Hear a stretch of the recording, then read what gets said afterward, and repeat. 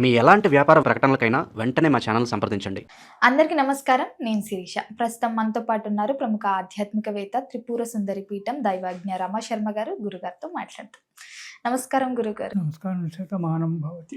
గురుగారు, మాఘమాసం మొదలవుతూనే ముందుగా శ్యామల నవరాత్రులు ప్రారంభమైపోయాయి. చాలా మందికి ఒక అపోహ అనేది ఉంది, అసలు శ్యామల నవరాత్రులు చేసుకోవద్దా లేదా. కొంతమంది చేసుకుందాం అంటారు, కొంతమంది చేసుకోరు. యూట్యూబ్ పుణ్యమా అని చేసుకుంటే కొంతమందికి కీడు, లేకపోతే ఆచారమే లేదు, కొత్తగా ఇవేంటి అని చెప్పి అంటుంటారు. ముఖ్యంగా అసలు రాజశ్యామల నవరాత్రులు చేసుకోవచ్చు అంటారా? ఒకళ్ళు చేసుకుంటే విధి విధానాలు ఏంటంటారు? అసలు ఆ శ్యామల అమ్మవారి కథ ఏంటో కూడా తెలియజేయండి గురు. సంతోషం తల్లి. శ్రీ గురుభ్యో నమ. శ్రీ మహాగణాధిపతయే నమ. గురు బ్రహ్మ గురు విష్ణు గురుదేవో మహేశ్వర. గురు సాక్షాత్ పరబ్రహ్మ తస్మై శ్రీ గురవే నమ. హరితస గోత్రోత్పన్నం హరిభక్తిపరాయణం శంకర గురువరేంద్ర చరణం శరణం ప్రపద్యే. శ్రీ మహద్భ్యో గురుభ్యో నమ. సదాశివసమారంభాం వ్యాసశంకర మధ్యమాం అస్మదాచార్యపర్యంతాం వందే గురుపరంపరాం. అరుణాం కరుణాతరంగితాక్షీం ధృతపాశాంకుశపుష్పబాణచాపాం అనిమాధురైవృతాం అయూకైః అహమిత్యేవ విభావయేద్భవానీం. ఓం శ్రీమాత్రే నమః.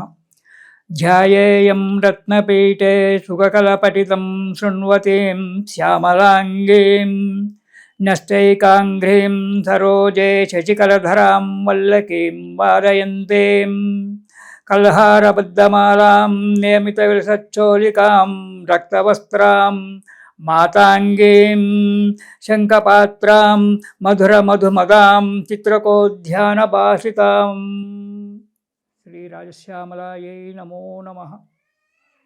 రాజశ్యామల ఈమె లలితాదేవి ఎంత శక్తిమంతురాలో ఈమె కూడా అంతే శక్తిమంతురాలు. అసలు లలితాదేవి ఎవరో తెలుసా? మనం పెట్టుకునే ఈనాటి పేర్లు ఆనాటి పేర్లు ఆ లలితేవే. బండాసురుడు అనేటువంటి ఒక రాక్షసుని చంపడానికి శివుడు మహాయాగం చేశాడు, పెద్ద యజ్ఞం చేశాడు. ఆ యజ్ఞంలో దేవతలందరినీ కూడా అగ్నిగుండంలో వేసేశాడు. అందరినీ కూడా. అంటే లలితాదేవి అంతకు ముందే ఉంది, ఆమె రాజరాజేశ్వరి. కానీ మళ్ళీ ఆమె ఆవిర్భవించాలి.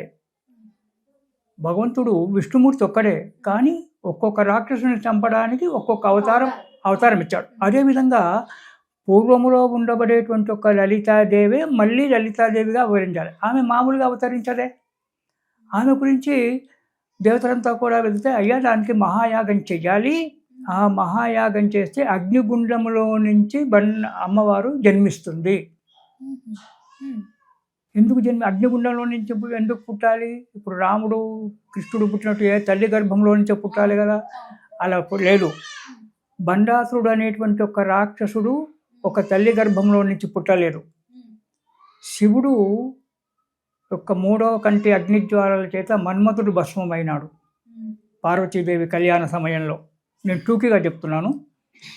ఆ భస్మం పొడి అలాగే ఉంది, చనిపోయినటువంటి ఒక బూడిద అయినటువంటి ఒక బూడిద అలాగే హిమాలయ పర్వతాల దగ్గర అలాగే ఉంది. దాన్ని ఒకసారి చిత్రకర్మ అనేటువంటి దేవశిల్పి చూశాడు. ఇది మామూలు బూడిద కాదు, ఏదైనా దీనికి ఇవ్వాలి అని చెప్పి ఆలోచించి దానంతా ఒక బొమ్మగా తయారు చేశాడు దాన్ని. ఇదంతా పైనుంచి బ్రహ్మదేవుడు చూస్తున్నాడు ఈ చిత్రకర్మ చేసే పనంతా కూడా. బొమ్మను చేశాడు. బొమ్మను చేసి ప్రాణప్రతిష్ఠ కూడా చేశాడు ఆ బొమ్మకి. అంటే అప్పుడు క్షణంలో పెరిగేవాళ్ళు కదా, వాడు పెరిగాడు. అది చూసి బ్రహ్మదేవుడు బండ అన్నాడు. అంటే బండ అంటే ప్రాకృత భాషలో బాగు అని అర్థం. మంచి పని చేశావు, దాన్ని బండ అంటారు ప్రాకృత భాషలో.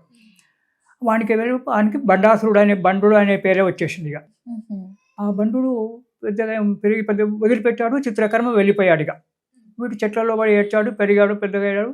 అప్పుడు శుక్రాచార్యుడి దగ్గర తీసి వీనికి అన్ని విద్యలు నేర్పించి, శుక్రాచార్యుడు రాక్షస గురువు కదా, అన్ని విద్యలు నేర్పించి చేసి నువ్వు తపస్సు చేసుకోరా నాయన అన్నాడు. వీడు తపస్సు చేశాడు.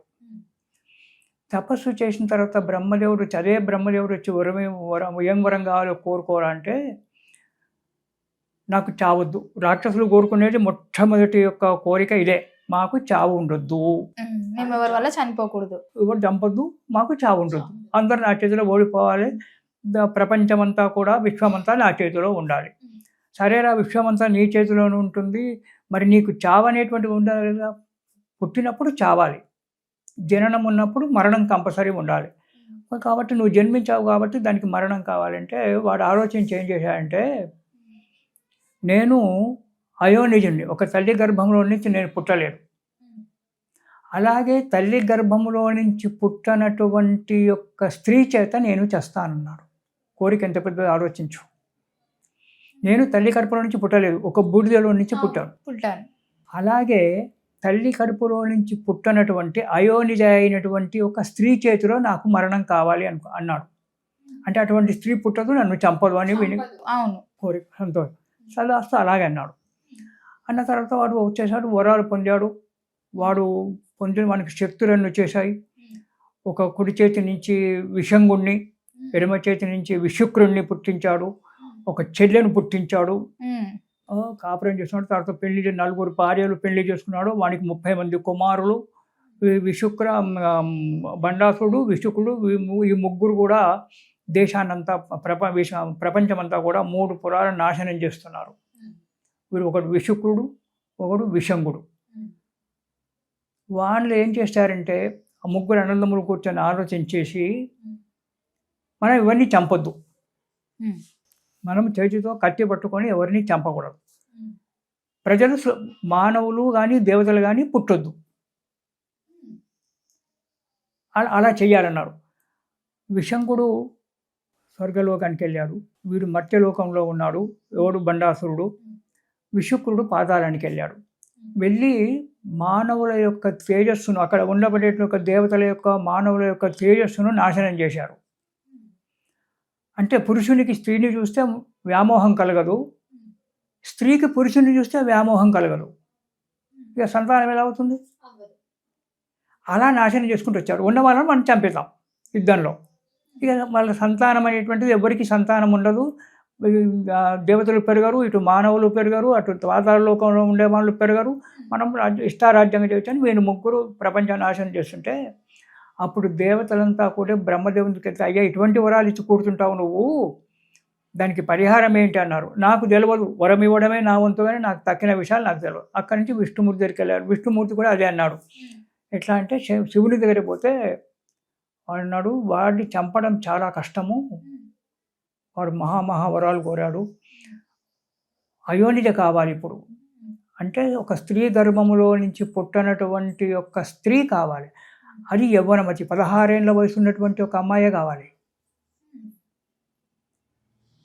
ఎలా చేద్దామంటే అది సాధ్యమయ్యే పని కాదు, దాని గురించి మహాయాగం చెయ్యాలి అన్నాడు. మహాయాగం చెయ్యాలి అంటే చెయ్యండి అన్నారు. చెయ్యాలంటే మీరందరూ ఆహుతి కావాలి, దేవతలంతా కూడా. ఆహుతి అంటే నేను స్వాహ అని చెప్పినప్పుడు మీరు అగ్నిగుండంలో పడిపోవాలి.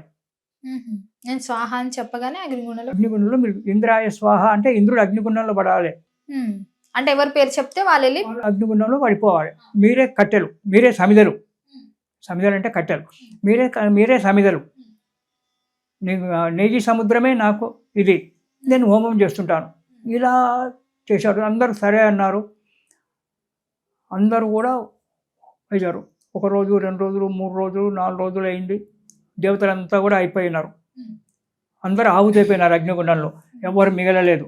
ఒక్క శివుడు మాత్రం, హోమం చేసేటువంటి ఒక శివుడు మాత్రమే మిగిలాడు. నేను కూడా నొక్కుతాను, తప్పదుగా, అక్కడ లేదు, ఎవరు లేరు. ఓం రుద్రాయ స్వాహ అనగానే శివుడు అందులో అగ్నిగుండంలో పడిపోవాలి, తనంతట తను ఆహుతి చేసుకోవాలి అగ్నికి. అలాంటి సమయంలో అగ్నిగుండంలో నుంచి చిదగ్ని కుండ సంభూత దేవకార్య సముద్యత ఉద్యద్భాను సహస్రాభా చతుర్బాహు సమన్విత. అగ్నిగుండంలో నుంచి అమ్మవారు మెల్లగా తల్లి కడుపులో నుంచి ఎలా బయటకు వస్తుందో అలా శిరస్సుతోటి బయటకు వస్తుంది. ఇది మనకు లలితా సహస్రనామాలలో ముందున్నటువంటి ఒక 5-6 శ్లోకాలలో అమరుతాడు. చిదగ్ని కుండ సంభూత దేవకార్య సముద్యత ఉద్యద్భాను సహస్రాభా చతుర్బాహు సమన్విత. 1,000,000 మంది సూర్యులు ఒకేసారి ఉదయిస్తే ఎలాంటి వెలుతురు ఉంటుందో అలాంటి వెలుగుతో ప్రకాశిస్తుంది అమ్మవారు. 4 చేతులు, 4 చేతులలో ఒక చేతిలో పాశము, అంకుశము, తర్వాత ఇవి తీసుకొని ఆమె అది అగ్ని నుంచి వస్తుంది. ఆమె అగ్నిగుండంలో నుంచి పైకి వచ్చింది. రాజశ్యామలమ్మ వారు, రాజశ్యామల కాదు, లలితాదేవి. లలితాదేవి. లలితాదేవి అగ్నిగుండంలో నుంచి పైకి వచ్చింది. వచ్చిన తర్వాత నన్ను ఎందుకు పిలిచామంది. ఆమె భర్తనే శివుడు, కానీ అక్కడ శివుడు భర్త అనేవాడు లేదు, అక్కడ దేవత ఆమె. శివుడు ఒక హోమం చేసేటువంటి ఒక వ్యక్తి. సరే, బండాసుడు అనే వాడు ఉన్నాడు, వాడిని చంపాలి, వాడు ఈ విధంగా ఘోరం కోరుకున్నాడు అన్నాడు. సరే చంపుతాను. మరి నేను ఎక్కడ ఉండాలి? నేను ఒక్కదాన్ని కాదు, నా ఎంబడి కోటాను కోట్లైనటువంటి ఒక సైన్యం ఉంది. అందరూ ఆడ సైన్యమే, ఒక్క మగ పురుగు లేడు. లలితమ్మ వారు అంటుంది. లలితమ్మ వారికి ఆమెకున్నంత కోటాను కోట్ల సైన్యం అంతా కూడా ఆడ సైన్యమే. మరి ఇదంతా ఎక్కడ పెట్టుకోవాలంటే అప్పుడు మళ్ళా మయుడు, దేవశిల్పి, విశ్వకర్మ ఇద్దరు బయలుదేరి వెళ్ళి తిరిగి సుధా సముద్ర మధ్యస్థితే, సుధా సముద్రంలో ఒక ద్వీపాన్ని వెళ్ళుకొని, అదే మణిపుర ద్వీపం. అక్కడ ఆమెకు పెద్ద లంకంత కొంపలు కట్టించారు, పెద్ద పెద్ద ఇండ్లు కట్టించారు అమ్మవారు ఉండడానికి. అక్కడ ఉంది. అప్పుడు ఆమె శరీరం నుంచి రోమంలో నుంచి దేవతలంతా కూడా ఉద్భవించారు. ఆమె ఎప్పుడైతే అగ్నిగుండంలోంచి పైకి వచ్చిందో, అగ్నిగుండంలో పడ్డటువంటి ఒక ఇంద్రాది దేవతలు వాళ్ళంతా కూడా మళ్ళీ జన్మించారు, మళ్ళీ అందరూ జీవించే ఉన్నారు. అప్పుడు ఆమె ఆ మణిపురంలో చింతామణి గృహంలో అమ్మవారు కూర్చొని సైన్యానంతా సృష్టించింది. ఆమె సంకల్పంతో సైన్యమంతా కూడా వచ్చేసింది, మామూలు సైన్యం కాదు. అష్టభైరవులు, 8 మంది భైరవులు, ఒక్కొక్క భైరవునికి మళ్ళీ 8 మంది పరిచారకులు, వాళ్ళకి 8 మంది, వాళ్ళ ఇట్లా 16 కోట్ల భైరవులు, 8 మంది యోగినులు, మాతృకలు అంటారు. 8 మంది మాతృకలు, బ్రాహ్మి, మాహేశ్వరి చైవ కౌమారి వైష్ణవి వారాహి చాముండి చ మహాలక్ష్మి అష్టమాతృక, 8 మంది మాతృకలు. ఆ 8 మాతృకలకు మళ్ళీ ఒక్కొక్కరు 8 మంది చొప్పున వీళ్ళు 16 కోట్ల మంది మాతృకలు. వాళ్ళను యోగినులు అంటారు. యోగినులు, ఇటు భైరవులు, వీళ్ళు 16 కోట్లు, వాళ్ళు 16 కోట్లు, 32 కోట్ల మంది సైన్యం అయిపోయింది. వాళ్ళు ఉండడానికి ఎంత పెద్ద ఆవరణ కావాలి, ఎంత పెద్ద పట్టణం కావాలి. అందరికీ అన్నీ నిర్మించి ఇచ్చేశారు విశ్వకర్మ. అమ్మవారు ఉండడానికి మాత్రం చింతామణి గృహము అనేటువంటిది ఒక చింతామణి అంటే అది కోరుకున్న కోరికలు తీర్చేదాన్ని చింతామణి అంటారు. అలాంటి గృహాన్ని అమ్మవారి కట్టించిచ్చారు. ఆమె తర్వాత ఆమె 9 అంతస్తులు ఉన్నటువంటి ఒక చక్రం మీద కూర్చుంది, ఒక సింహాసనం మీద కూర్చుంది. అదే శ్రీచక్రం. ఒక్కొక్క ఆవరణ, ఒక్కొక్క చుట్టుగా ఇట్లా ఉండి 9 అంతస్తులు ఉంటుంది. అది శ్రీచక్రం 9 అంతస్తులు ఉంటుంది. ఆ 9 అంతస్తుల మీద త్రికోణాకారం మీద ఒక మంచం ఉంటుంది. ఆ మంచాన్ని ఆ సింహాసనాన్ని 5 బ్రహ్మలు మోస్తుంటారు. ఆ సింహాసనం మీద, రత్న సింహాసనం మీద లలితాదేవి కూర్చుండి ఉంటుంది. కూర్చుండి ఉండి ఆమె ఏమనుకుంది, మరి రాజుగారు ఉన్నప్పుడు మంత్రి ఉండాలి. ఈ 32 కోట్ల వీళ్ళ మంది వాళ్ళు కాకుండా ఇంకా వేరే వాళ్ళందరినీ కంట్రోల్ చేయడానికి జనరల్ ఉండాలి, సైన్యాధికారి ఉండాలి అని చెప్పి అనుకొని అప్పుడు ఆమె ఆలోచన చేస్తే అమ్మవారి యొక్క కుడి భుజములో నుంచి రాజశ్యామలాదేవి పుట్టింది. రాజశ్యామలాదేవి ఎట్లా పుట్టిందో ఇప్పుడు మీరు, అమ్మవారి యొక్క కుడి భుజములో నుంచి రాజశ్యామలాదేవి పుట్టింది. ఎడమ భుజంలో నుంచి వారాహిదేవి పుట్టింది. అందుకే వారాహి నవరాత్రులు చేసుకుంటా రాజశ్యామల. తర్వాత గోర్లలో నుంచి నకులీదేవి పుట్టింది. ఆమె శ్వాసలో నుంచి అశ్వారూఢాదేవి పుట్టింది. ఆమె చిరునవ్వులో నుంచి గణపతి పుట్టాడు. ఇలా ఒక్కొక్కరిని ఏ సమయానికి ఎవరు కావాలో వాళ్ళందరినీ సృష్టించుకుంటూ వచ్చేసింది అమ్మవారు. ఈ రాజశ్యామల అనేట ఆమె కుడి భుజంలో నుంచి పుట్టింది. ఆమె నలుపు రంగులో ఉంటుంది, శ్యామల. అందుకే ఆమె శ్యామల, నలుపు రంగు. అంటే అంత నలుపు కాదు, అంత తెలుపు కాదు, మామూలుగా వర్ణంగా ఉంటుంది అమ్మవారు. శ్రీకృష్ణుడి వర్ణంగా శ్యామంగా. ఆమె చేతిలో వీణ ఉంటుంది, ఎప్పుడు వీణ వాయిస్తుంటుంది. పాశాంకుశ వాళ్ళన్నీ కూడా అమ్మవారి దగ్గర, ధనుస్సు, పంచ అవన్నీ కూడా అమ్మ దగ్గర ఉంటాయి. ఆ అమ్మవారు రాజశ్యామలాదేవి ఉద్భవించింది. తల్లి ఏం చెయ్యాలి అండి. ఆమెకు 16 సంవత్సరాలు లలితా త్రిపుర సుందరికి. షోడశ వర్షాత్ భవేత్ కన్య ఎప్పుడు 16 వర్షాలే. సూర్యచంద్రాదులు ఉన్నంత వరకు లలితా త్రిపుర సుందరి 16 సంవత్సరాల వయసే ఉంటుంది, అంతే, అంతకంటే పెరగదుగా, తగ్గదు. రాజశ్యామల 15, 1 సంవత్సరం తక్కువ. వారాహిదేవి 14 సంవత్సరాలు. ఇట్లా వాళ్ళని సృష్టించింది. రాజశ్యామల సృష్టించగానే నువ్వు నాకు సలహాలు ఇచ్చేదానికి మంత్రిగా ఉండు అని చెప్పింది. రాజశ్యామల అమ్మవారిని రాజశ్యామలదేవి లలితా త్రిపుర సుందరికి సలహాలు ఇవ్వాలి. మంత్రి అయినప్పుడు అన్ని సలహాలు ఇస్తుండాలి కదా, విడిగా వచ్చి నువ్వు అని ఎలా చంపాలి ఏం చేయాలంతా కూడా ఆమెకు ఈమెకు 9 అంతస్తు శ్రీచక్రము, 9 అంతస్తుల రథం లలిత అమ్మవారికి. రాజశ్యామలకు 7 అంతస్తుల రథం. గేయచక్ర రారూఢ మంత్రిని పరిసేవిత. గేయచక్రం అది ఎప్పుడు పాటలు పాడుతూ ఉంటుంది, సంగీతం వస్తూ ఉంటుంది ఆ గేయచక్రంలో నుంచి. వారాహిదేవికి 5 అంతస్తుల రథం. ఆమె కీరచక్ర రారూఢ దండనాల పురస్కృత. 5 చక్రాలేమో. కీరచక్రం, చక్రం అంటే రథం అని అర్థం, కీరము అంటే పంది.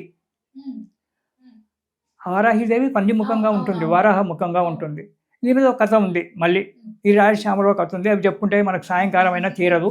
అది ఈ వారాహిదేవికి వరాహముఖం కాబట్టి ఆమె సైన్యం అంతా కూడా వరాహముఖంగానే ఉంటుంది. ఆమె రథాన్ని కూడా వరాహాలు పందులే లాగుతుంటాయి. ఆమెకు సైన్యాధికారి పదవి ఇచ్చింది వారాహిదేవికి. ఆమె ముఖం కోపం కానీ అమ్మ, మనసు మాత్రము వెన్న. వారాహిదేవి ముఖం చూస్తే భయంకరం అవుతుంది, మనసు మాత్రం నవనీతం. అమ్మా అని చెప్పి దండం పెడితే నేనున్నాను రా నీ పక్కన అంటుంది, అలాంటి వారాహిదేవి. అయితే తర్వాత ఆమె ముఖ కమలములో నుంచి బాలా త్రిపుర సుందరి దేవి పుట్టింది. ఎవరు? వారాహి అమ్మవారు కదా. లలితా త్రిపుర సుందరి ముఖములో నుంచి ఆమె కళ్ళు మూసుకొని నాకు సంతానం అయితే బాగుండు అని చెప్పి అనుకుందట లలిత అమ్మవారు. అనుకుంటే అప్పుడు ఆమెకు బాలా త్రిపుర సుందరి దేవి పుట్టింది. నవవర్షాత్ భవేత్ కన్యా బాలా త్రిపుర సుందరి. ఆమెకు 9 ఏళ్ళే. ఎప్పుడు నా ఇష్టమైన దేవత, నేను పూజ చేసుకునేటువంటి ఒక దేవత బాలా త్రిపుర సుందరి. ఎప్పుడు 9 వయసు లంగా పరికిని వేసుకొని హాయిగా చెంగా తిరుగుతూనే ఉంటుంది. మరి ఇక్కడ ఉండొచ్చు, ఇక్కడ ఎక్కడుందో ఆమె కూర్చొని నేను చెప్పే కథ అయిన ఎప్పుడో 2 దెబ్బలు నెత్తిలో కొడుతుంది తప్పు చెప్తే. ఆ బాలా త్రిపుర సుందరి ఆమె ముఖంలో నుంచి బండాసుని యొక్క శక్తిని మంత్ర విద్యను పాడు చేయడానికి, విఘ్నం చేయడానికి గణపతిని సృష్టించింది లలితా త్రిపుర సుందరి. ఇలా ఒక్కొక్కరిని నకులీదేవి వీళ్ళందరినీ ఎంతోమంది దేవతలను పుట్టించింది, వాళ్ళంతా కూడా దేవతలు. అయితే లలితా త్రిపుర సుందరికి మనం ఆశ్వీజ మాసంలో, అంటే మన దసరా ముందు నవరాత్రులు చేసుకుంటాం, దేవి నవరాత్రులని. కొందరు లలితా త్రిపుర సుందరి అంటారు, కొందరు కాళిక అంటారు, ఏమైనా అంతా ఆమె యొక్క రూపమే. ఆ 9 రోజులు చేసుకుంటాం. ఈ రాజశ్యామలకు వారాహిదేవి కూడా నవరాత్రులు చేయాలి అని చెప్పి ఉంది శాస్త్రం. అయితే వీటిని గుప్త నవరాత్రులు అంటారు. గుప్తం అంటే చాటుగా, రహస్యంగా ఉండబడేదాన్ని గుప్తము అంటాం. ఆ లలిత దసరా నవరాత్రులేమో, దేవి నవరాత్రులేమో అందరికీ తెలిసినటువంటివే. ఇవి అందరికీ తెలియదు, మొన్నటి వరకు కూడా తెలియదు ఎవరికి. కొన్ని సంవత్సరాల క్రితం వరకు ఈ రాజశ్యామల నవరాత్రులు ఉన్నాయి, వారాహి నవరాత్రులు ఉన్నాయని ఎవరికి తెలియదు. ఇవి అమ్మవార్లను ఉపాసన చేసేటువంటి ఒక ఎవరైతే ఉన్నారో యోగులు, వాళ్ళు మాత్రం రహస్యంగా ఇవి చేసేటువంటి వారు. అందుకే గుప్త నవరాత్రులు అన్నారు. వారాహి నవరాత్రులు కానీ, రాజశ్యామల నవరాత్రులు కానీ గుప్త నవరాత్రులు అంటే రహస్యంగా చేసుకునేటువంటివి ఉన్నాయి. ఆ తర్వాత మన పండితులందరూ కూడా పెద్దలు, పెద్ద పెద్ద మహానుభావులు, యోగులు, వాళ్ళంతా కూడా ఇవెందుకు రహస్యంగా పెట్టాలి, వీళ్ళు కూడా సాక్షాత్తు లలితా త్రిపుర సుందరి యొక్క రూపాలే కదా, వీళ్ళ దగ్గర కూడా శక్తి బలంగా ఉంది కదా, ఈ నవరాత్రులు కూడా మనం బయట పెట్టాలి అని చెప్పి ఆ రహస్యంగా చేసుకునేటువంటి ఒక నవరాత్రులను బహిర్గతం చేశారు, బయట పెట్టేశారు. ఇప్పుడు రాజశ్యామల యొక్క నవరాత్రులు ఉపాసన చేసే వాళ్ళు కొందరు ఉన్నారు, వారాహి ఉపాసన చేసే వాళ్ళు ఉన్నారు. వాళ్ళు మనకు బయటపడరు, సామాన్యంగా బయటపడరు, ఎక్కడో ఒక చోట బయటపడతారు. కానీ ఇప్పుడు ఎవరమైనా మేము చెప్పుకోవడానికి లేదు, నేను ఉపాసన చేస్తున్నా, అమ్మవారు నాకు ఇది ఉందని మేము చెప్పుకోం ఎవరం కానీ. అవసరమైతేనే తప్పదు అనుకున్నప్పుడే ఆ విషయాన్ని బయటపెడతాం. అలాగే రాజశ్యామల నవరాత్రులు చేసేటువంటి వాళ్ళు కానీ, వారాహి నవరాత్రులు చేసేటువంటి వాళ్ళు కానీ, చండీ మా ఉపాసన చేసేటువంటి వాళ్ళు కానీ బయటికి కనబడరు, మామూలుగానే ఉంటారు వాళ్ళు. కానీ శక్తి బలమైనటువంటి ఆ శక్తి అమ్మవారు ఎప్పుడు శరీరం మీద ఆవాహన అయి ఉంటుంది. గురుగారు ఒకవేళ ఈ నవరాత్రులు పూజ చేస్తున్నప్పుడు ఎవరికైనా చెప్తే మనకు ఆ ఫలితం దక్కదా? ఎందుకు దక్కదు? అంటే ఇప్పుడు గుప్తంగా ఉండాలి, చెప్పకూడదు. దూరంగా ఉండాలి అంటే దాన్ని బహిర్గతం చేసుకోవద్దు. అంటే నేను చేస్తున్నా అని నేను ఇంత అనేటువంటిది అంటే రమణ మహర్షి అది అంటాడు. రమణ మహర్షి దగ్గరికి వెళ్ళి ఒక వ్యక్తి అడుగుతాడు, నువ్వెవరు అంటారు. అసలు నేనెవరో తెలుసుకో అంటాడు. నువ్వెవరో నువ్వు తెలుసుకున్నాక నన్ను అడుగు. నీ ఒక ఇంగ్లీష్ అతను వచ్చి నీ పేరేంటి, నువ్వేం చేస్తున్నావు అంటే నువ్వెవరో నీకు తెలుసా అంటాడు రమణ మహర్షి. అంటే ఆయన ఆ నేను గురించి ఆలోచన చెయ్యి, నేనెవరిని నీకు బయటపడతావు. నేనులో నేను, అన్ని నేనులకు నేను. ఇక్కడ నువ్వు అనేటువంటి వాళ్ళం ఇక్కడ ముగ్గురం లేము, ఒక్కరమే ఉన్నాం. కానీ 3 అవతారాలు ఇచ్చాం. అదేవిధంగా నేను అనేటువంటి ఒక పదార్థాన్ని ఎప్పుడైతే మనం వాక్యాన్ని మనం మర్చిపోతామో అప్పుడు ప్రపంచమంతా ఒకటే ఉంటుంది. అక్కడ భేదభావాలు రావు, కొట్లాటలు రావు, భేదభావాలు రావు, ఏది రాదు. అంతా నిష్కల్మషంగా, నిరామయంగా, సంతోషంగా కాలం గడుపుతాం. కానీ అది మనం మరవం. ఇది కలియుగం. అలాగే నవరాత్రులు చేస్తున్నామని చెప్పొచ్చు. ఆ మూలమంత్రం ఏదైతుందో అది చెప్పొద్దు, అది రహస్యం. ఇప్పుడు నేను శ్రీ విద్య చేస్తున్నాను, అందరికీ తెలుసు, చాలామందికి తెలుసు. కొందరు రకరకాలుగా వాడుకుంటారు. ఎవరిష్టం వాళ్ళది. ఎలా అయినా నన్ను అనుకోని, నాకు బాధ లేదు. నేను చేసేది నా అమ్మవారిని నేను నిష్కల్మషంగా నాకు చేతనైనంత ఆమె సేవ చేస్తున్నాను. కానీ ఆ బాలాత్రిపుర సుందరి యొక్క మూలమంత్రం బయట పెట్టడానికి వీల్లేదు. పెడితే అది పనిచేయదుగా, నాకు జన్మలా కూడా పనిచేయదు. అది బయట పెట్టకూడదు. సందర్భాలలో చెప్తుంటాం, వాగ్బీజము, కామబీజము, శక్తి బీజము అని ఇట్లా చెప్తుంటాం. కానీ ముఖ్యమైన ఒక అక్షరాలు ఏవైతుంటే అవి మాత్రం బయటపెట్టు. ఈ రాజశ్యామలైనా అంతే. రాజశ్యామలాదేవికి కూడా 3 అక్షరాల బీజాక్షరాల మంత్రం ఉంది అమ్మవారికి. వారాహిదేవికి 3 అక్షరాల బీజమంత్రం ఉంది. అవి మాకు తెలుసు, అవి మనసులోనే ఉంటాయి.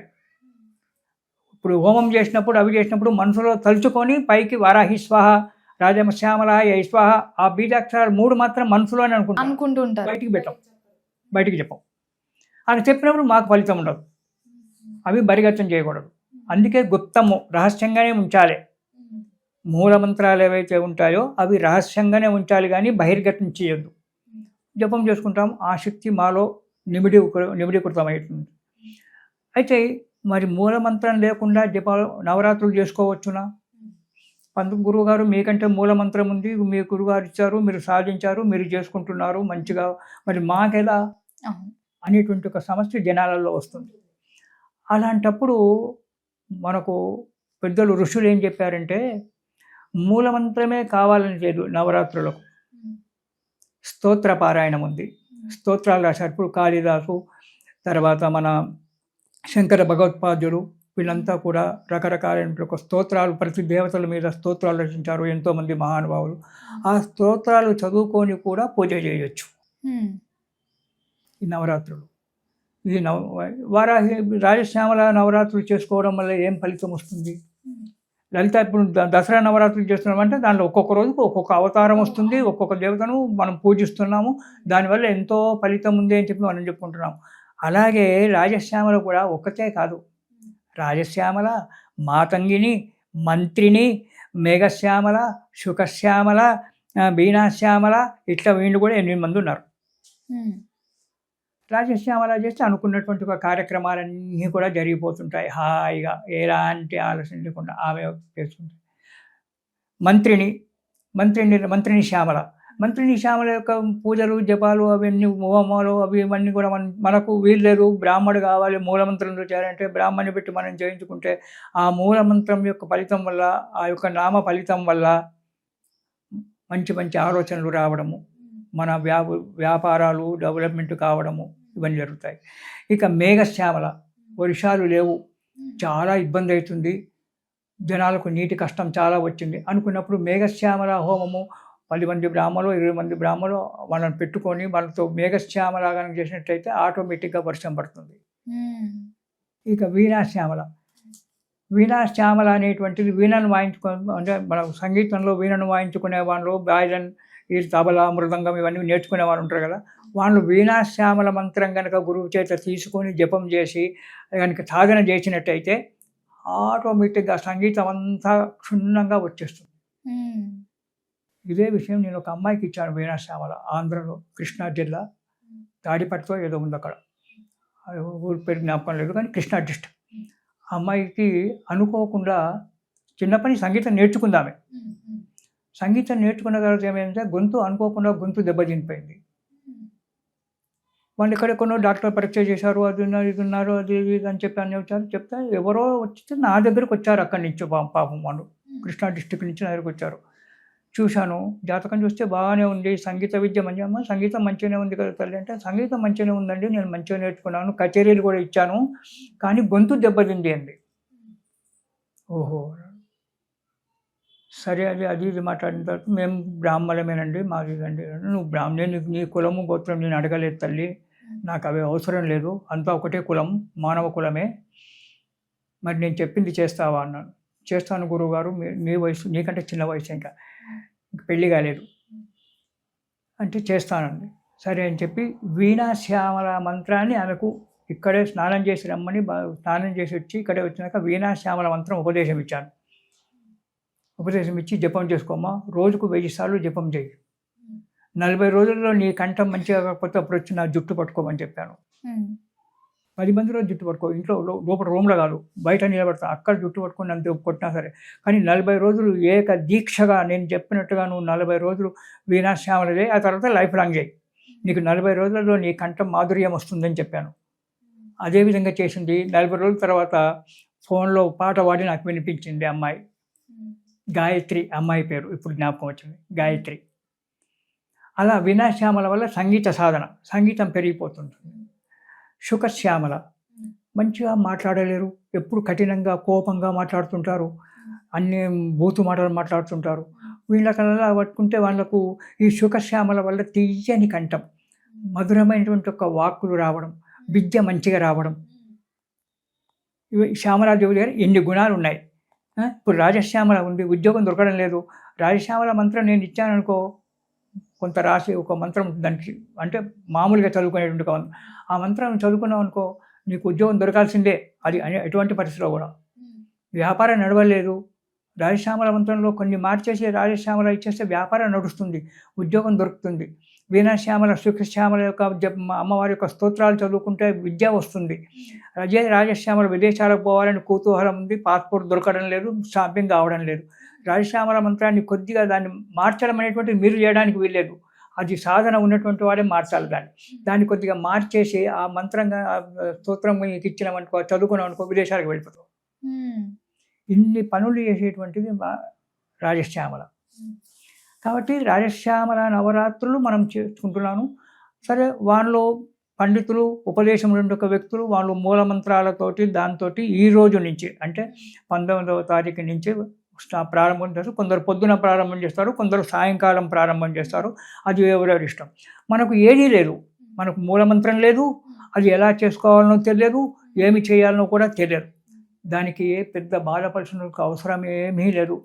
ఏ మంత్రము, ఏ తంత్రము ఏది లేకపోయినప్పటికీ రాజశ్యామల యొక్క ఫోటో, చిత్రపటం, ఈమెనే రాజశ్యామల. అవును. తాండూరు ఎమ్మెల్యే గారు రాజశ్యామల యాగం చేసి నన్ను ప్రవచనం చెప్పడానికి పిలిచారు. ఏం చెప్పాలి ప్రవచనం అనేటువంటి ఒక విషయంలో అక్కడికి వెళ్ళాను. అనుకోకుండా ఆ అమ్మని పలికించింది నన్ను. ఆ తాండూరు అంటే పేరేమిటో నేను చెప్పాను, నోరు తెచ్చాడు. తాండూరు అనే పేరు వచ్చిందో వాళ్ళకి తెలియదు, ఊళ్ళో ఉన్న వాళ్ళకి తెలియదు. నేను చెప్పాను, మా ఊరు ఇంత పెద్దదా అన్నాడు. అవును, మీ ఊరు అంత పెద్దదే. అప్పుడు సత్కరించి పంపించాడు. అది ఆమె రాజశ్యామలాదేవి. ఆ రాజశ్యామలాదేవి గనక జపం చేసుకుంటే ఇవన్నీ కూడా మనకు సమకూరుతాయి. ఈ పూజ చేసుకోవడం అనేటువంటిది 9 రోజులు చేసుకోవచ్చు, 5 రోజులు చేసుకోవచ్చు, వీళ్ళేదు 3 రోజులు చేసుకోవచ్చు. ఎలా చేసుకోవాలి? 5 రోజులు, 9 రోజులు చేసుకోవచ్చు, 5 రోజులు చేసుకోవచ్చు, 3 రోజులు కూడా చేసుకోవచ్చు, మన శక్తిని బట్టి. మాకు మంత్రాలు ఏం రావు. ఏం అవసరం లేదు, మంత్రాలే కావాలని లేదు. చదువు వస్తుంది కదా. ఈ కాలంలో చదువు రాని యొక్క వ్యక్తి ఎవరూ లేరు. స్తోత్రాలు ఉన్నాయి, అమ్మవారి యొక్క స్తోత్రాలు ఉన్నాయి, అమ్మవారి యొక్క అష్టోత్తర నామాలు ఉన్నాయి, సహస్రనామాలు ఉన్నాయి. అంతకంటే ముఖ్యమైనటువంటివి షోడశనామాలు, 16 నామాలు ఉన్నాయి అమ్మవారికి, రాజశ్యామలకు. లలితా త్రిపుర సుందరీదేవి ఆమెను ప్రేమగా ముద్దుగా పిలుచుకునేటువంటి ఒక 16 నామాలు అమ్మవారికి. వారాహిదేవికి 6 నామాలు, 12 నామాలు ఉన్నాయి. ప్రేమగా ఇప్పుడు పిలుస్తాము చిట్టి, బుజ్జి, అమ్మ, తల్లి అని మనం బిడ్డలను ఏ విధంగా ప్రేమతో పిలుచుకుంటామో అలాగే లలితా త్రిపుర సుందరీదేవి రాజశ్యామలను ప్రేమగా పిలుచుకునేటువంటి ఒక అమృతమైనటువంటి యొక్క 16 నామాలు ఉన్నాయి. ఆ నామాలతో కూడా అమ్మవారి యొక్క సేవ చేసుకోవచ్చు. మూలమంత్రమే కావాలని లేదు. కాకపోతే ఎలా చేసుకోవాలంటే అమ్మవారి ఫోటో పెట్టుకోండి. ఆ ఫోటో కూడా దొరకడం లేదు. కలశం పెట్టండి. కలశం పెట్టి కలశంలో నీళ్లు పోసి అందులో నవధాన్యాలు, పంచపల్లవాలు అంటే 5 రకాల ఆకులు, మామిడాకులు పెట్టి దానిలో కొబ్బరికాయ పెట్టి ఒక బ్లౌజ్ పీస్ వేసి కింద ఒక టవల్ పరవాలి. దాంట్లో బియ్యం పోసి చండిలం అంటారు దాన్ని, చండిలం ఏర్పాటు చేసి 8 దిక్కుల ఒక్కలు పెట్టి తమలపాకులు ఒక్కలు పెట్టేసి 8 మంది మాతృకలు అమ్మవారికి, బ్రాహ్మీ మహేశ్వరి అనేటువంటి ఆ మాతృకలను పెట్టి మధ్యన కలశం పెట్టి కలశం పైన కొబ్బరికాయ పెట్టి దాని మీద ఒక వస్త్రం బ్లౌజ్ పీస్ వేసుకోవాలి. వేసుకున్న తర్వాత ముందర ఒక నారికేలం కొబ్బరి కుడక ఒకటో రెండో పెట్టి అందులో పసుపుతో గౌరమ్మని చేసి పెట్టండి. కొబ్బరి కుడకలో అదే రాజశ్యామల అవుతుంది. పెట్టేసి అక్కడ రాజశ్యామల దేవిని ఆవాహన చేయమన్నారు గురువు గారు. ఎలా ఆవాహన చేయాలి, మాకు మంత్రం రాదు కదా. ఆవాహన మంత్రాలన్నీ వేరే ఉంటాయి, అవి వేద మంత్రాలు. అది గురువు గారి చేత మేరని నేర్చుకో.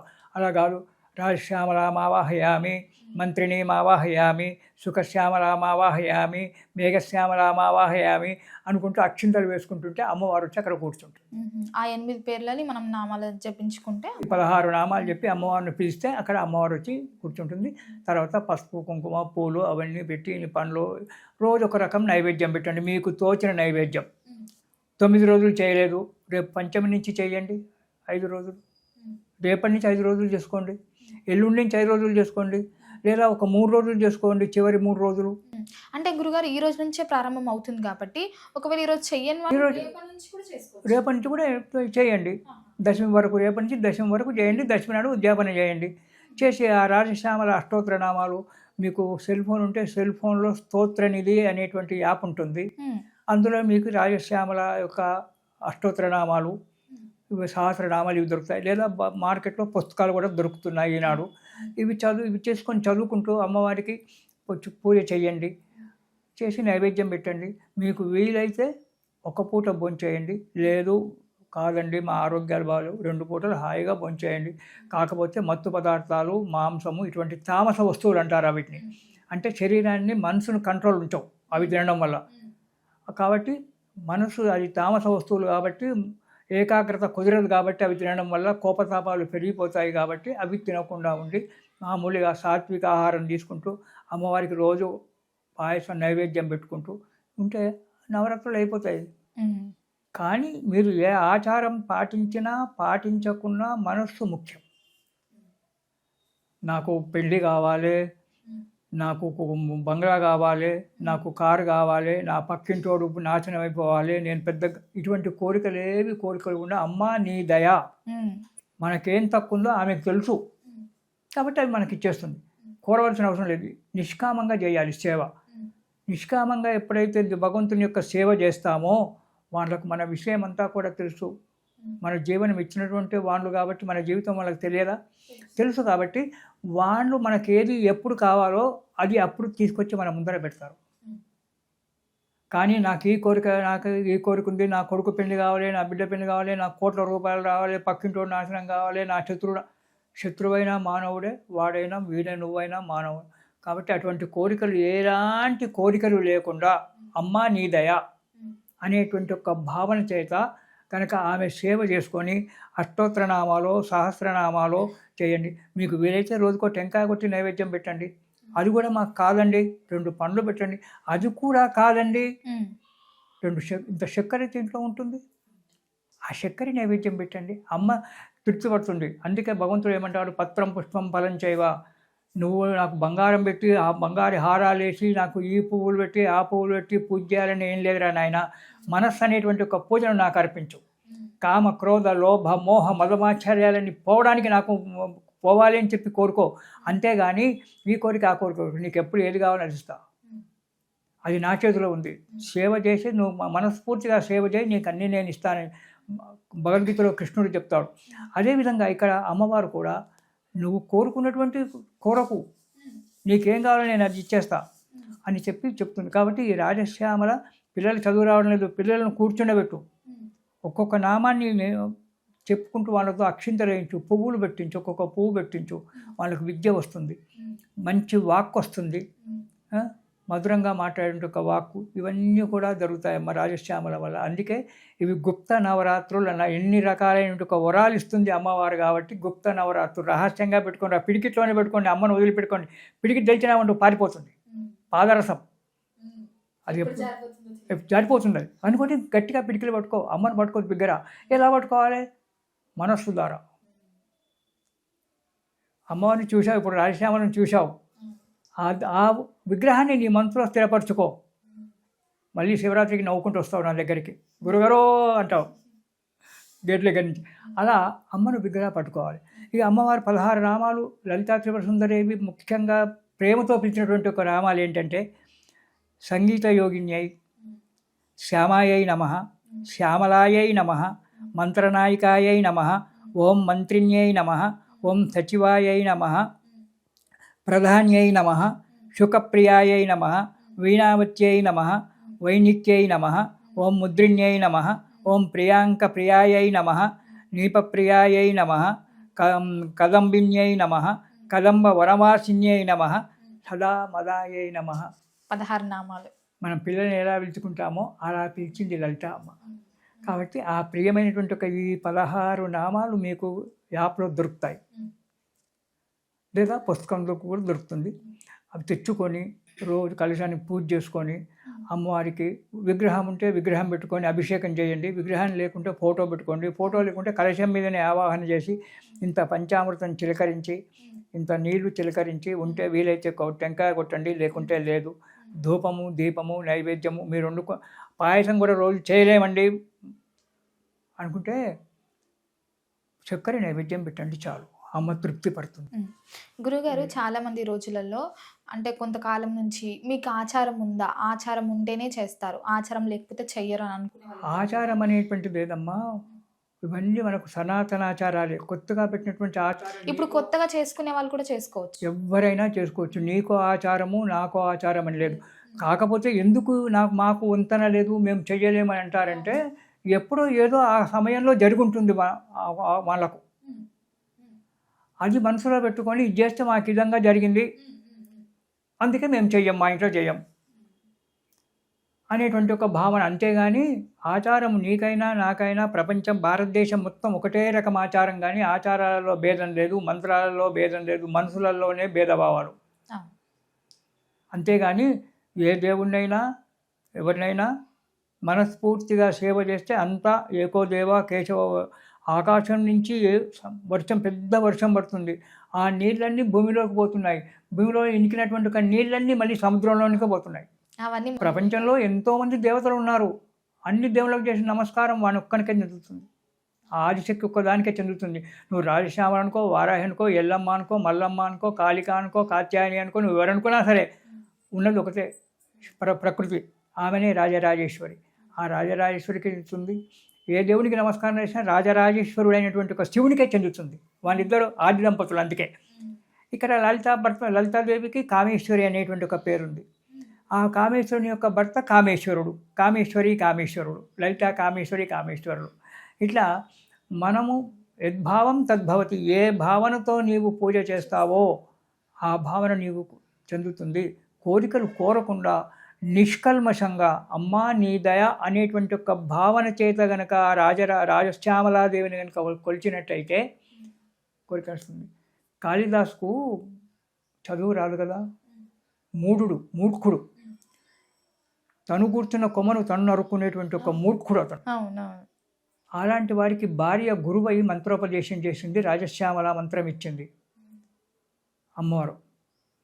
పోయి కాళికాదేవి గుళ్ళో కూర్చొని వానికి ఏమీ అని వస్తలేదు, రాజశ్యామల అనొస్తలేదు, అబే అబే అబే అబే అని ముట్టుకుంటున్నాడు. ఇంతలో అమ్మవారు గ్రామ పర్యటన చేసి వచ్చింది.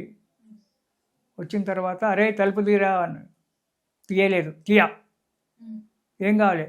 విద్య కూడా కాదు, మిద్దె, కాళీ మిద్దె కాలిండా వీడు కాలిండా, మిద్దె కాళీ నాకు విద్య నీవు తల్లి అని చెప్పి అనాలి కదా, అది వానికి అనడం లేదు. అంత మూఢుడు వాడు కాళిదాసు. అప్పుడు అమ్మవారు తెలుసుకుంది, ఓహో వీడు విద్య గురించి వచ్చాడు, ఆయన భార్య పంపించింది, ఆమెకు చరిత్ర మొత్తం తెలిసిపోయింది. తలుపు తీరా, నీ నాలుక మీద రాస్తాను. అమ్మో తలుపు తీస్తే నువ్వు నన్ను నిలగొట్టి నువ్వు లోపల కూర్చుంటావు, నేను తలుపు తీయా, ఎట్లా రామరే, ఈ సందులో నుంచి నాలుక బయటికి పెడతా. కొన్ని గుళ్ళలకు తలుపుకు సందులు ఉంటాయి కదా, ఆ సందులో నుంచి నాలుక బయటకు పెడితే అమ్మవారు దాని మీద బీజాక్షరాలు రాసింది. ఎంబడే అతనికి విద్య వచ్చేసింది. ఆ విధంగా జయ మాతంగ తనయే, జయ నీలోత్పలధ్యుయే, జయ సంగీత రసికే, జయ లీలా సుఖప్రియే అన్నాడు మొట్టమొదటి శ్లోకం కాళిదాసు చెప్పినటువంటిది. చతుర్భుజే చంద్రకళావతంసే, కుచోన్నతే కుంకుమరాగశోణే, పుండ్రేక్షు పాశాంకుశ పుష్పవాన హస్తే, నమస్తే జగదేకమాత. తలుపు తీయంగానే మొట్టమొదటి కాళిదాస మహాకవి చెప్పినటువంటి అమ్మవారిని చూసి ఇది చెప్పాడు. తర్వాత మాతంగిని శ్లోకం చెప్పాడు. ఆ తర్వాత శ్యామలా దండకని చెప్పాడు.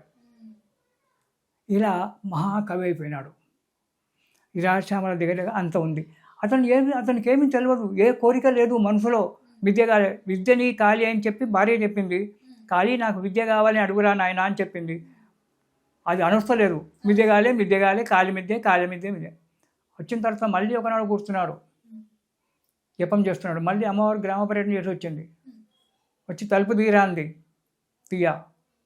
అమ్మవారి కోపం వచ్చి కోహం రెండే అయింది సంస్కృతంలో. ఎవడరా రెండముండా కొడుకు లోపల కూర్చున్నాడు, తలుపు తీయ అన్నది. తమేవాహం న సంశయ. అమ్మా నేను కొడుకునే, నువ్వే రెండముండవు. రెండే అంటే రెండముండ, వెంట్రుక లేనటువంటిది. ముండ అంటే వెంట్రుక లేనటువంటి ఒక శిరస్సు. రెండ అంటే బలం లేనటువంటిది. నువ్వే ముండవు, నేను కొడుకును బాగానే ఉన్నా, నిన్ను నువ్వే తిట్టుకుంటున్నావు తల్లి, ఎందుకు తిట్టుకుంటావు అని అడిగినాడు.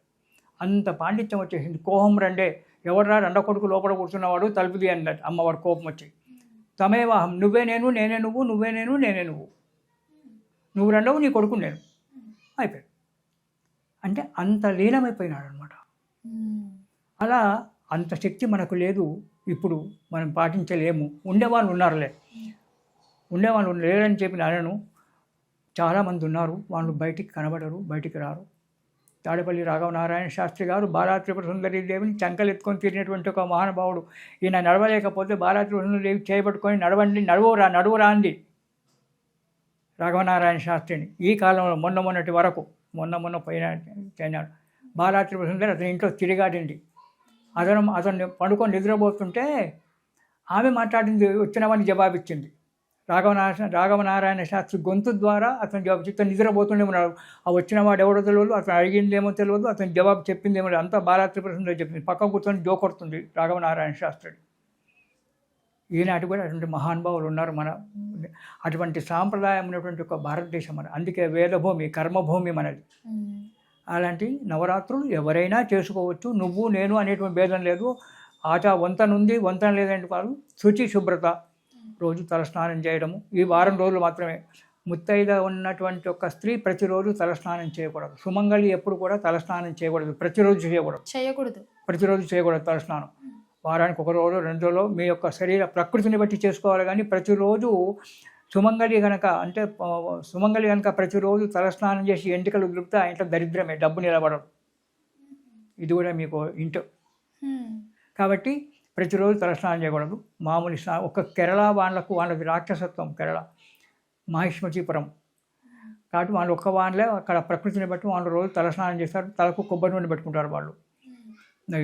వంటలలో కూడా కొబ్బరి నూనె వాడతారు వాళ్ళు. కొబ్బరి నూనె తలకు మనం కూడా పెట్టుకుంటాం, కానీ అక్కడ వంటకు కూడా కొబ్బరి నూనె వాడతారు. కాబట్టి వాళ్ళు ప్రతిరోజు అక్కడి వాళ్ళకు మాత్రమే ప్రతిరోజు స్నానం. మనకు లేదు. మనము వారానికి 2 సార్లు మన శరీర ప్రకృతిని బట్టి సుమంగళి వారానికి 2 సార్లు చేయాలి. అంతేగాని ప్రతిరోజు తలస్నానం చేయకూడదు ముత్తైదవ, ఆ ఇంటికి దరిద్రం. ఇది మనకు పెద్దలు చెప్పినటువంటి ఒక విషయం. తర్వాత ఇలా అయితే దీక్షలో ఉన్నప్పుడు మాత్రం ప్రతిరోజు తలస్నానం. ఇప్పుడు 9 రోజులు దీక్షలో ఉన్నాం, ఇప్పుడు ప్రతిరోజు తలస్నానం చేయాలి. శుభ్రమైన ఒక బట్టలు కట్టుకొని, కొత్త బట్టలే కావాలని మొగన్ని బాధ పెట్టొద్దు. ఉన్న బట్టలలో మంచి శుభ్రంగా ఉతుక్కొని కట్టుకొని, భార్యాభర్తలు ఇద్దరు మగవాళ్ళు కానీ ఆడవాళ్ళు అందరూ చేసుకోవచ్చు. ఇద్దరు కూర్చొని ఆ రాజశ్యామలాదేవిని 9 నుంచి సాయంకాలం, ఈరోజు సాయంకాలం కూడా పెట్టుకొని అమ్మవారిని చేసుకోవచ్చు. ఈ రోజు నుంచి 9 రోజులు కానీ, లేదా 5 రోజులు కానీ, లేదా చివరి 3 రోజులు కానీ అమ్మవారిని సేవించి ఆమెను ఉద్యాపన చేసి, మీకు వీలైతే 10 మందికి పసుబొట్టు ఇవ్వండి ముత్తైదులను పిలిచి. ఆ వ్రతం అయిపోయిన తర్వాత చివరి రోజు మీకు పుణ్యం లభిస్తుంది. అమ్మవారి అన్ని రకాలుగా ఉంటుంది. ఇది రాజశ్యామల యొక్క నవరాత్రుల యొక్క చరిత్రమ్మ. ఆ రాజశ్యామలాదేవిని మంచిగా మనసులో నిలుపుకొని మనం కనుక చేసుకున్నట్టయితే సకల సంపదలు, చెప్పాను కదా ఆమె ఎన్ని రకాల వరాలు ఇస్తుందో, ఇవన్నీ కూడా మనకు పొందుతుంటాం, చేస్తుంటాం. కాబట్టి అందరూ కూడా చేసుకోండి, సంతోషంగా ఉండండి. ఇది శుభం. గురుగారు, మొత్తం మీద ఆ రాజశ్యామల అమ్మవారి గొప్పతనాన్ని తెలియజేసి ఆధ్యాత్మిక పరంగా మాకు ఎన్నో తెలియజేశారు. ధన్యవాదాలు. సంతోషం తల్లి, శుభం.